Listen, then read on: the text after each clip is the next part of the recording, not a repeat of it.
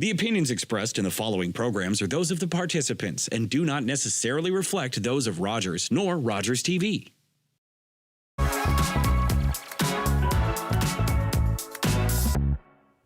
Welcome to Modern Business, the show that bridges the gap between viewer and entrepreneur by sharing their successes, trials and tribulations, and more. I'm your host, Taylor Bursey, and today we are joined by owner and operator of Viva Volleyball, Dwayne Lewis. Welcome to the show, Dwayne. Thank you for having me. Tell us, what is Viva Volleyball? Yeah, so Viva Volleyball is an adult volleyball provider. We strive to keep the sport of volleyball growing by providing a variety of leagues, tournaments, and drop-ins open to competitive and non-competitive players. That sounds amazing. How did you get into starting a volleyball league? Yeah, so almost a decade ago, a friend of mine introduced me, or invited me rather, to a drop-in that was happening at the church we were attending. And after the first night, I fell in love with the sport, never looked back on any other sport that I played in the past. And attending that drop-in and the league that they offered for the next 1 to 2 years, I just really grew to love the sport, grew to love the community, and then later got a job at as a director of youth and sports and was able to actually start my own drop-in. Amazing. Now, did you go to school for sports management or anything sport related, or how did you get involved? Yeah, so I went to school for fitness and health promotion and never would have guessed or even thought of starting a volleyball business. Again, I was exposed to it once I graduated, and between the time I graduated to starting Viva Volleyball, I still had an extensive background working with people in sports, whether it be kids or adults. But then I came to see that kids sports is very important, but that adult sports seems to be overlooked or dismissed. And so having the opportunity to get involved with that, it's been great. And a lot of the experience I had actually was transferable to me starting this business and getting it to where it is right now. That sounds incredible. It sounds like you took a big risk. I did, and it's been a very rewarding one. And before we get into the nitty-gritty of how you started your business and built it, I imagine volleyball as a team sport. How do you foster inclusivity? Yeah, so one thing that we are sure to advertise or to let people know ahead of time is that when you sign up, we will do our best to get you matched with like-level players, because we want to make sure we keep things exceptionally leveled. And so when you send me a text or when you email, we're able to get you in and just ensuring that people have a good time. We are very focused on providing a good playing experience. And so we can take small groups, we can take full teams, we can take individuals, whether it be for tournaments, drop-ins, or leagues. There's many ways to get into the game. And I think there are a lot of individuals that would maybe join as individuals or perhaps a small group that wouldn't necessarily know where their skill level lies. And with this being a competitive intermediate league, how do you figure out where they fit? Yeah, and I think a lot of people have difficulty figuring out where they fit. So what we've done to kind of combat that is we have a level descriptions page. And so whether you want to see whether you are more of a beginner player or recreational, or if you can't determine whether you're advanced or competitive, this does help, especially because what we offer, it's not open to everyone, all levels of play. Due to the venues that we use and the amount of teams we can accommodate, we have certain leagues and tournaments that are open to, let's say, 1 or 2 levels. And so to see if you best fit, this descriptions page really helps you with that.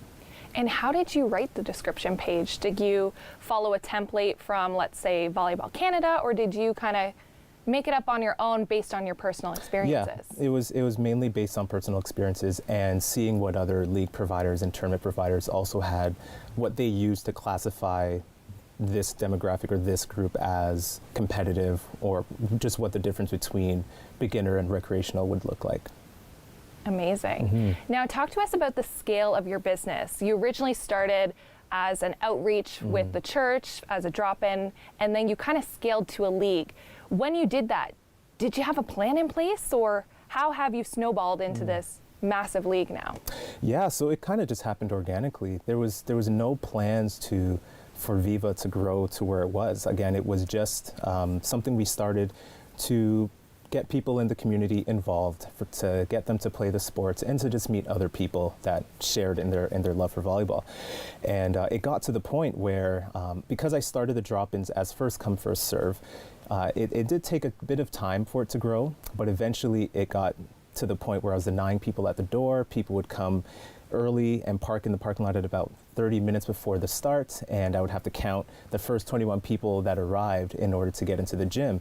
And so once I saw that, hey, there's clearly a need for more intermediate competitive volleyball, not even necessarily leagues, but just pickup options that are non-commitment, non-competitive, but still allow you to enjoy the game. And so in doing that, it blossomed into more drop-in options, into tournaments, and then eventually something where you can commit to continuously, which is the leagues that we provide. Wow. So you scaled quickly, you had many options. So when you originally started the drop-ins, how did you market that? Yeah, so marketing has seemed to evolve year to year. And when we first started out, what worked well for us was Kijiji and an outdoor sign. So inexpensive, but still had a great return. Nowadays, I find that Kijiji isn't something that works as effectively, but it really just was able to communicate exactly what we're offering, what it will do for the players, and what it will just ensure their experience will be like. So you started with Kijiji and some billboards, and what are you doing now to market Yeah, Viva? so maybe 2 to 3 years in, we kind of transitioned to doing more Instagram and Facebook ads, and they were effective, but not as effective as we wanted it to be. But now, over the last 2 years, what's really been helping is posting photos of teams winning, highlight videos as well of the gameplay or finals of a certain event, and them being able to share these on their stories or on their page. It reaches a lot of people. And again, this is no cost, but it just shows that people are excited about their experience with playing and kind of shows off their talent, especially in the videos. And it just reaches so many people because those platforms seem to really bring a lot of traffic. And then of course, having the swag that people can wear or win. I remember even going to the gas station and someone's like, "Oh, Viva Volleyball, I like the logo." And so something as simple as that has really helped to gain a lot of traction and has been very effective with our marketing wise. And so, yeah. And the Viva t-shirts, sweaters, and swag, they seem to be a commodity within the league. And they seem to be kind of a symbol of status. If you have a Viva shirt, you've been successful in some form within the leagues, and then that's external advertising for you.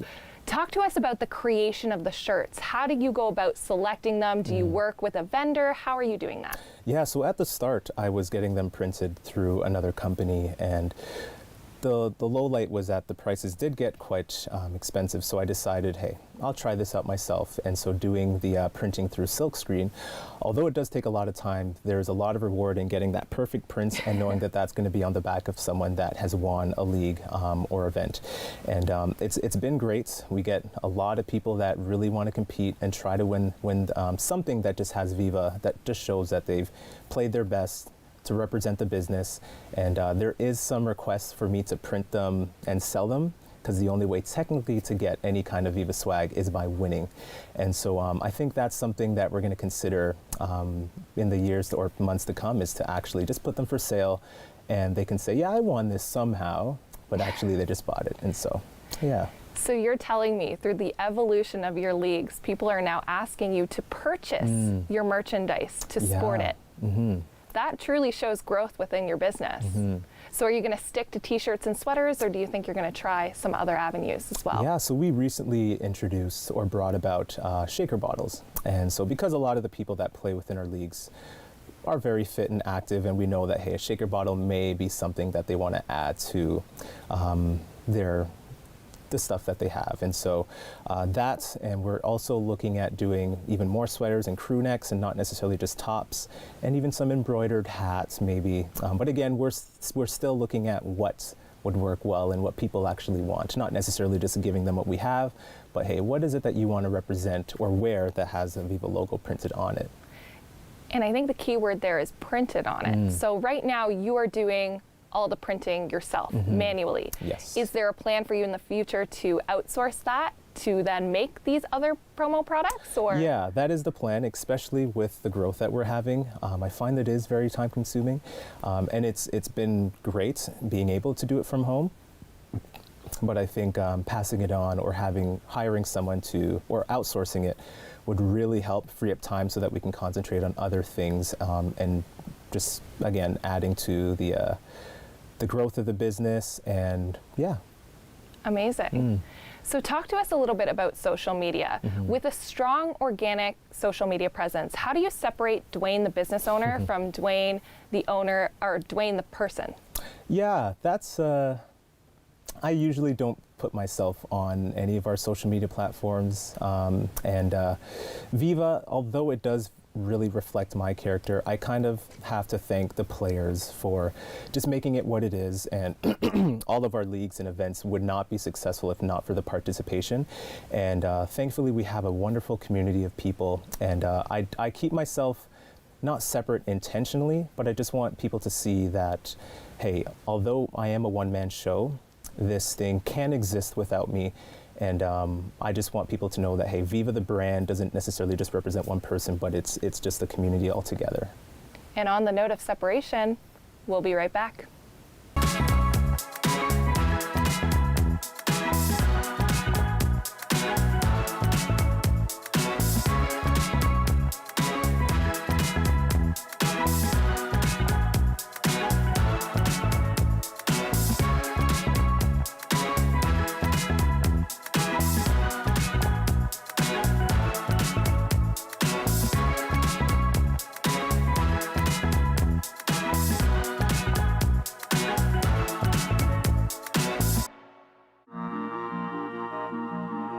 Closed captioning is brought to you in part by Raven Reads. Unbox Indigenous voices.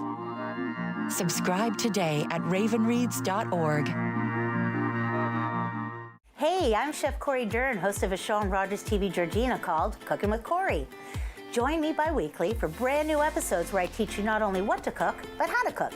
On this show, we have cooked almost everything. Things like Japanese udon noodles with tofu, chicken on the rocks, zucchini fritters, and even grilled cheese. There's only one thing missing, and that's smell-o-vision. That's Cooking with Corey, right here on Rogers TV Georgina.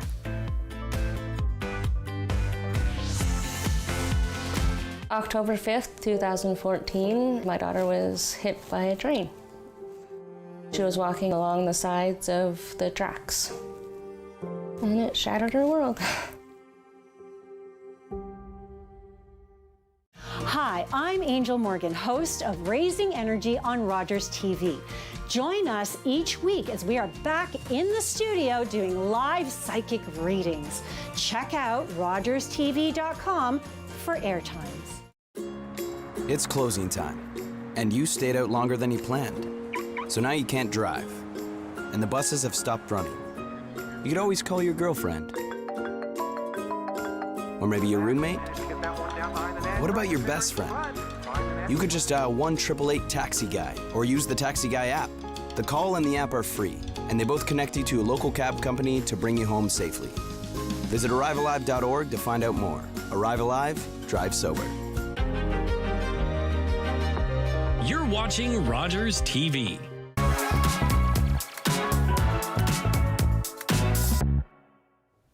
Welcome back to Modern Business with Taylor Bursey. If you're just tuning in, I am joined by Dwayne Lewis of Viva Volleyball.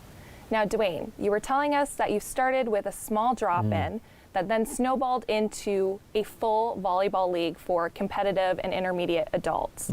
Now, talk to us about that transition from the small paid league to a larger, the small paid drop-in to a larger scale league.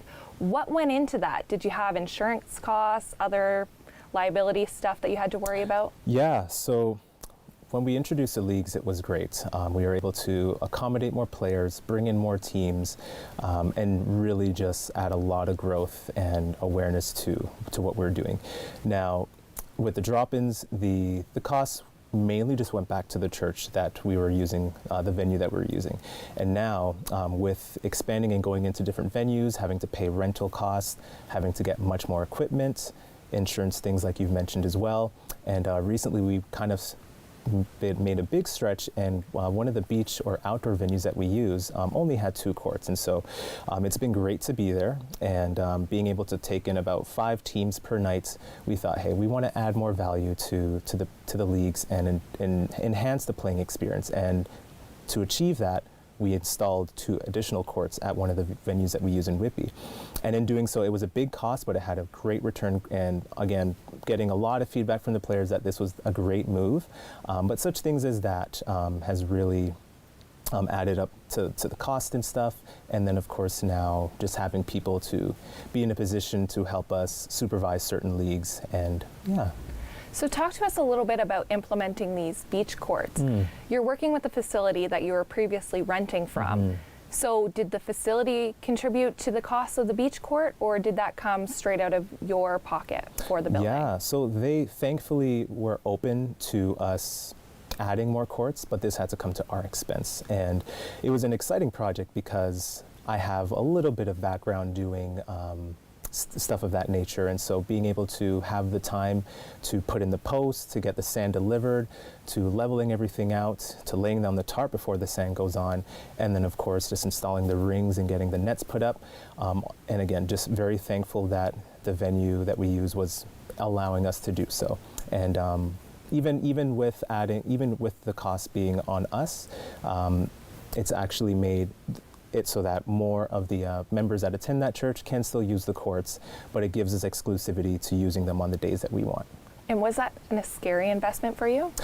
It was not as much, only because I saw that there was a need for it. And I knew that this would have really helped with our leagues, and because of the fact that season after season, especially for the summer, that we had teams on a wait list. And so clearly the interest is there, and I knew that there wouldn't be difficulty in getting those courts filled up. And so we actually had that same, I wouldn't say problem, but we had that this summer where teams signed up very quick, even with the additional 2 courts, and if only I could have added maybe 4 instead of the 2, definitely would have been worth it. Always going bigger and better, right? Yeah. So talk to me a little bit about how you structure your payments for the leagues. Do you take all the costs into effect and then divide equally? How are you doing that now? Yeah, so it's with the money that's accumulated, again, it's just going towards expenses and just really adding to the league overall. And for me, again, this is how I sustain my family. We have two little girls at home with another one on the way, and it's grown to the point where, hey, you know what, this just helps us out, and it's just been great through it all. Yeah. And I would say you're very fair with your costing. Now talk to us a little bit about how you get the financing for that. Do you have a payment software that you use? Are you working with an external vendor, or are you doing it all in-house? Yeah, it's quite old school. We deal mainly with just cash and e-transfers. And since we started like that, a lot of our players are returning, and so they are familiar with the way or the ways in which we accept payment. And it is convenient, especially when it comes to refund processes. That's been one of the issues in the pandemic, is not knowing whether we could finish a season, for example, just with restrictions that come into play. So there's actually been 2 instances where we started the league and then we had to cancel, but then instead of going through vendors or through third parties and issuing credit refunds and stuff, I know that other businesses had difficulty with that. But as simple as sending back a prorated amount via e-transfer or cash if I see them has been very simple. And it is, I think, having credit card payment is going to be a convenience to our players, but for now we're going to continue with just doing cash and e-transfers, and like some people say, cash is king, but yeah, it's worked very well for us. So. And figuring it out as you go. Yeah. Okay, now talk to us a little bit about the non-beach courts, your indoor courts. How do you go about sourcing venues? Do you make deals with each venue individually? Do you work with a bigger conglomerate to find venues? How does that all happen? Yeah, so thankfully we use more private establishments. Being a commercial business, sometimes we're put last in line to get venues. That's been a struggle early on, where non-for-profit youth organizations or just general youth organizations, they get first dibs on, for example, publicly funded schools or venues. And with the private establishments we use, we do have good relationships with them, and thankfully they're welcoming us back season to season because they know that, hey, we're able to fill the gym, we're able to get our leagues going and have very, very minimal changes. And yeah, so it's getting more venues is always on the agenda, not necessarily just to fill the gym up, but again, a lot of Durham, it has a lot of double gyms, not a lot of triple and quad gyms, which again would simplify everything. Instead of having 2 gyms at one venue and having some players play there and then some players playing in a different gym, it would just be incredible to have them all at the same place. Makes it much easier to run as well. But yeah, no, the private establishments we use, especially during the pandemic, has been very powerful, especially because the publicly funded schools, and for totally acceptable reasons, did not want to open it to the public for community use. But yeah, so our focus is to continue to build upon that relationship so that we know season to season we have a guaranteed spot to host our leagues, and that players can have peace of mind in knowing that things won't change. Consistency is key. Now, you spoke about having one gym in one place, another gym in another place. Obviously, you can't be everywhere at once. Yeah. Have you hired outside help to run the leagues? I have, yeah. And when I started, I was everywhere. I was at every drop-in, every tournament, every league, and I take a lot of delight in watching people play and also having the opportunity to engage with the players in the service I'm providing. Now, with the growth that we've been having, for example, on a Tuesday, if we have a venue in Bowmanville and a venue in Whitby, as much as I'd like to be both places at once, it's not possible. And so in the last few years, I've been able to meet a lot of fantastic people through the game and establish some fantastic friendships as well. And so I've been able to reach out to some of these friends who I trust. And the great thing about this business, it's not a hierarchy thing. There's no friction that can be created between me and, let's say, for example, someone that's doing exactly what I would do in a more overseeing or supervising position. And so it hasn't been as difficult as I thought, but again, I wish I could be everywhere at once and just to see and address things that are going on. But yeah, I trust those that are in the position that I am with supervising, and it's just given me a lot of peace of mind in knowing that the leagues are being run by people that not only are active in the community, but are very well known in the community as well, in the volleyball community. So you hand selected these people who were participating in your leagues, or how did you find them? Yeah, so some I reached out to, and some just expressed great intent with helping. And so that's always a great thing, is that people want Viva to succeed, and not necessarily because of the fact that I asked them, but just because they see the service that we provide is awesome, and seeing as they had a first-hand experience with it, I think they just want to be a part of that growth, a part of that journey, and I'm all for that. And my family's very thankful for it too. But that's made it so much easier to find the help in order to keep the leagues running successfully, and also to free up time for myself. And so, yeah. Well, time for yourself is very important.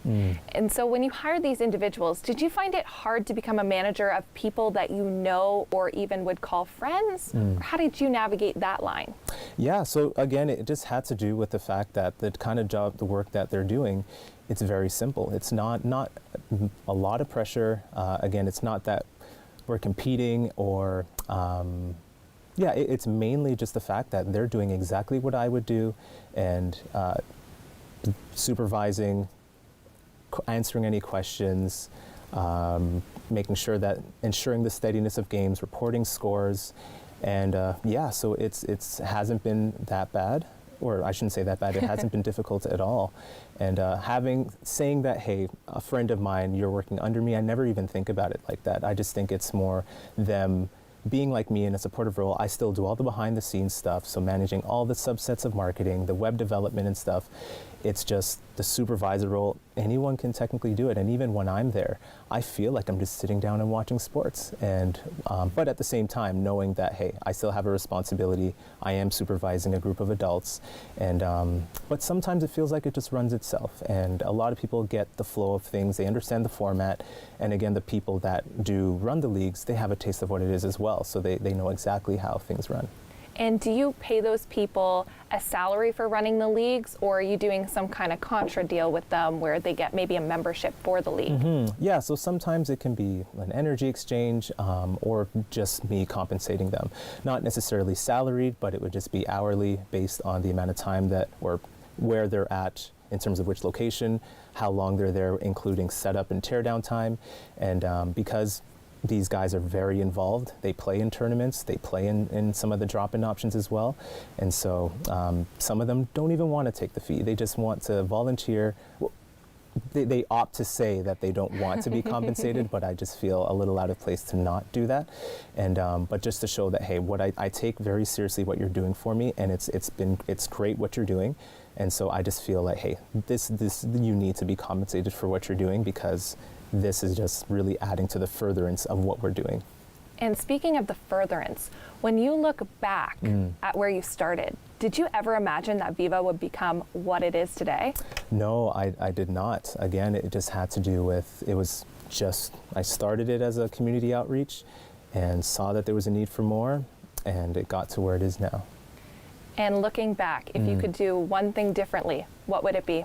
Yeah, the one thing with the drop-in options that we started and some of the leagues is that we had them open only to intermediate plus.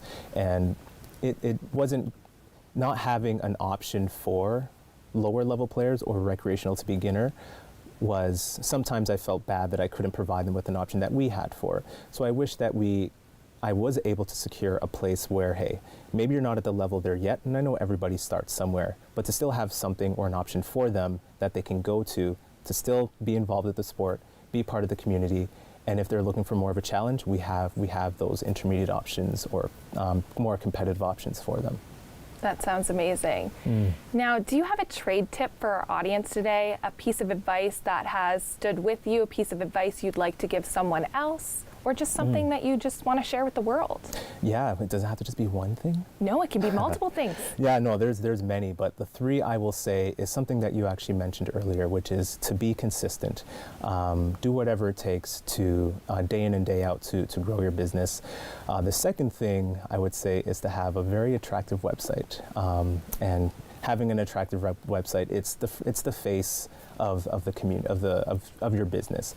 And the last thing I would say is it was just in my mind. The last thing I would say is I think when we were speaking earlier, you were talking about how it was cliche, but if you have passion for what you do, you feel like you're not working, and your passion drives success, and vice versa. Once you have success, it continues to drive your passion. Would you agree with that? Yes, and you know what? It just came back to me, and it is to over-deliver on service. And as we know, that is a differentiating factor between successful and non-successful businesses. So you weren't talking about volleyball service? Service in general. Service in general. Yeah. Now, you're speaking of an attractive website. Where can people find you? Yeah, so you can find us at vivavolleyball.ca. We are on some social media platforms such as Instagram as well, so Viva Volleyball, and Facebook at Viva Volleyball as well. Awesome. So people can just send you a message there if they're interested in getting involved? Absolutely. All right. Dwayne, thank you so much for joining us today. That's been an edition of Modern Business with me, Taylor Bursey. We'll be back next time.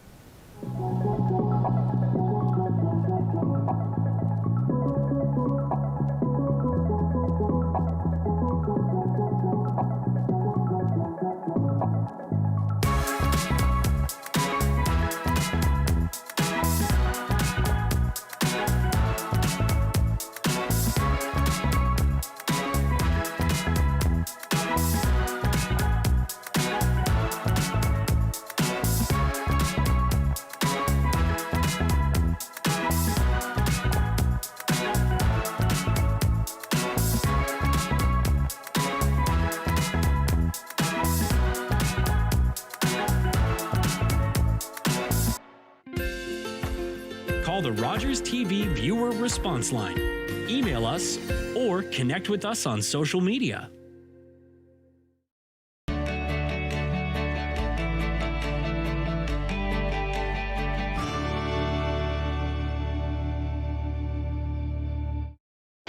Sports fans know Sundays are for football. That's why you need NFL Sunday tickets. With NFL Sunday